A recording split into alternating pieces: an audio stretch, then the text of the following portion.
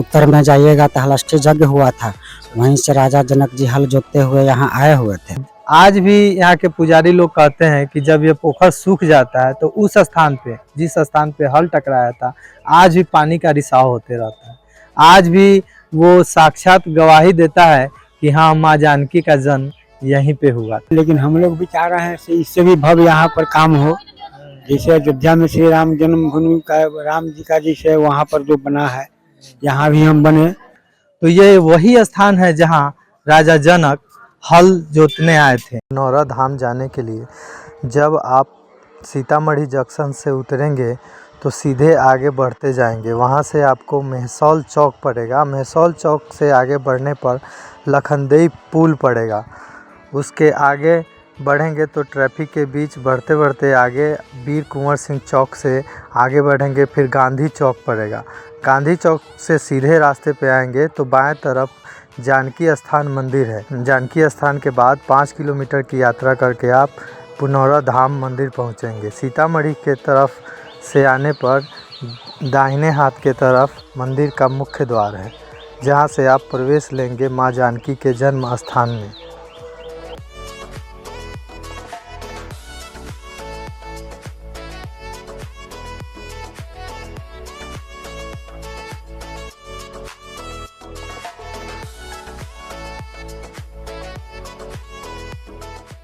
महर्षि वाल्मीकि के रामायण के अनुसार रामायण काल में जब राजा जनक को कोई संतान नहीं हो रही थी, संतान के प्राप्ति के लिए बहुत व्याकुल थे, उसी दौरान उनके राज्य में एक बड़ी घटना घटी।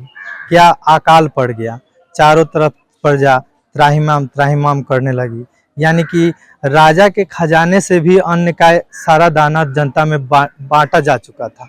जब अकाल पड़ा तो वहाँ उनके ऋषि ने उन्हें सुझाव दिया कि महाराज आप यज्ञ कीजिए। उस यज्ञ का नाम दिया गया हल यज्ञ। और जब आप स्वयं अपने राज्य की भूमि को जोतेंगे तो बारिश होने लगेगी और लोग इस अकाल की बड़ी त्रासदी से बाहर निकलेंगे। तो ये वही स्थान है जहाँ राजा जनक हल जोतने आए थे। राजा जनक की यह धरती जो मिथिला के अंतर्गत आती थी, यहीं पे राजा जनक ने जब हल जोतना शुरू किया तो अचानक उनके हल का जो सबसे पतला कोना था वो जाकर धरती में कहीं फंस गया। जब सैनिक दौड़ कर आए और हल के स्थान को कोड़ा उन्होंने, तो पाया कि एक मटके में कुछ है। जब उसको मटके को खोला गया तो एक शिशु रत्न की प्राप्ति हुई, जो वो शिशु माता सीता थी। मैं अभी उसी धाम पे हूँ जहाँ पे ये सारी घटना हुई थी और माता सीता का जन्म इसी पुनौरा धाम में हुआ था।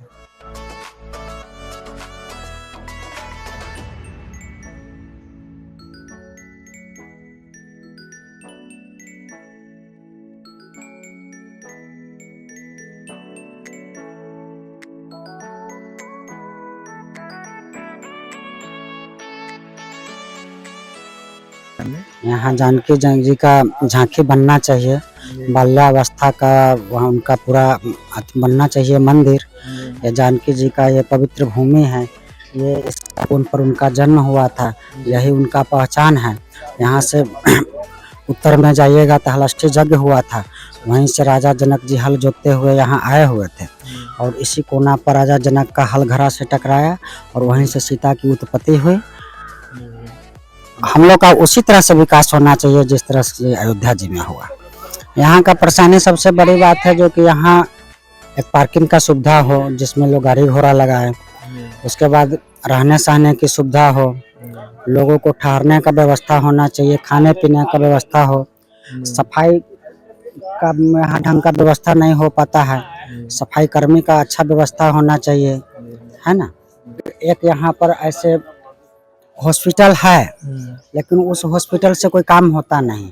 बढ़िया यहाँ पर एक हॉस्पिटल होना चाहिए, तो कोई बाहरी यात्री आते हैं उनको किसी भी तरह का परेशानी हो तो जाकर के दिखाएं, अपना समस्या को कहें, ये सब होना चाहिए। मतलब स्वास्थ्य संबंधी सुविधा भी यहाँ पे नहीं है लेकिन उसमें उस होता ढंग से नहीं। स्वास्थ्य संबंधी भी सुविधा चाहिए सुचारू रूप से नहीं। आप जो मेरे पीछे पोखर देख रहे हैं, ये उसी समय का खेत था जहाँ पे राजा जनक ने हल चलाई थी। हल चलाने के दौरान माता सीता जिस मटके में थी उससे हल टकराया, ये इसी पोखर के ईशान कोण में वह स्थान है। आज भी यहाँ के पुजारी लोग कहते हैं कि जब ये पोखर सूख जाता है तो उस स्थान पे, जिस स्थान पे हल टकराया था, आज भी पानी का रिसाव होते रहता है। आज भी वो साक्षात गवाही देता है कि हाँ, माँ जानकी का जन्म यहीं पे हुआ था। जन्म से पहले की कहानी आपको हम बताते हैं। रावण की जो पत्नी थी मंदोदरी, रावण ने ऋषियों का वध कर करके एक मटके में रक्त जमा किया था। वो रक्त मंदोदरी रात को पी लेती थी।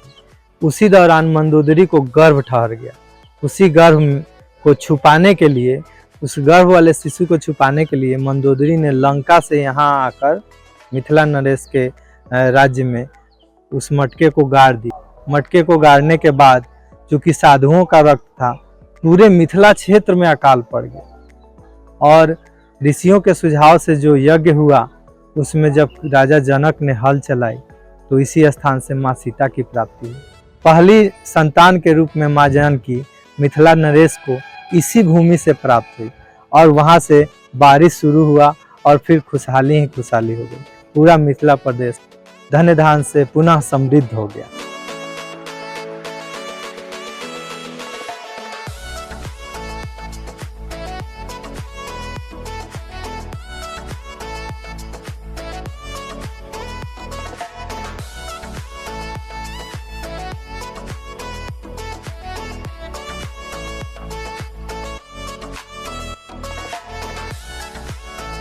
हम लोग भी पूर्वी चंपारण से ही हैं। थाना हम लोगों का मधुबन हो गया। हम लोग भी आए हैं तो पहला बार यहाँ देख रहे हैं कि जो हम लोग सुन रहे थे उस तरह का तो मिला ही है, लेकिन हम लोग भी चाह रहे हैं कि इससे भी भव्य यहाँ पर काम हो। जैसे अयोध्या में श्री राम जन्मभूमि का, राम जी का जैसे वहाँ पर जो बना है, यहाँ भी हम बने, भव्य रूप से हो, सरकार के ही तरफ से हो और यहाँ भी बने।